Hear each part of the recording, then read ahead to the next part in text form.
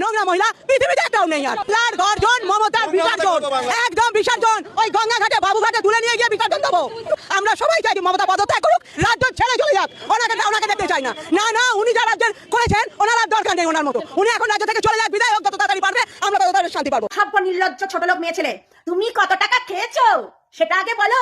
কেননা এইরকম কথাবার্তা না ওই বিহারেও শুনেছিলাম কারোর মুখে। হ্যাঁ, ওই মেয়েগুলো খুব বলছিল, হ্যাঁ বিজেপি সরকার আয়েগা তো পৃথিবী হয়ে যায়গা। তো কি হয়েছে জানো? পরে তাদের বুলডোজার দিয়ে তাদের বাড়ি টাড়ি সব ভেঙে দিয়েছে, বুঝেছো? বাবা করলে হয় না। মুখে ওই হচ্ছে মানে মনে হচ্ছে মেশিন লাগিয়েছে। বাবা বলছি, বাড়িতে কাজকর্ম আছে তো নাকি? বাড়িতে কাজকর্ম নেই না, রাস্তায় এটা বিসর্জন দেবে। তোমাদের বিসর্জন হবে, চিন্তা করো না। মোদি দাদুর গুন্ডা বাহিনী তোমাদের একবারে মেরে দিয়ে চলে যাবে, চিন্তা করবে না, ঠিক আছে? তখন বুঝতে পারবে যে কত বিসর্জন দেবে। কি করেছে তোমাদের জন্য? হ্যাঁ, উনি তো হচ্ছে কেন্দ্রীয় সরকার তোমাদেরকে কি দিয়েছে শুনি? কি দিয়েছে? দিদির খেয়ে দিদির পরে দিদির হচ্ছে বদনাম করছো।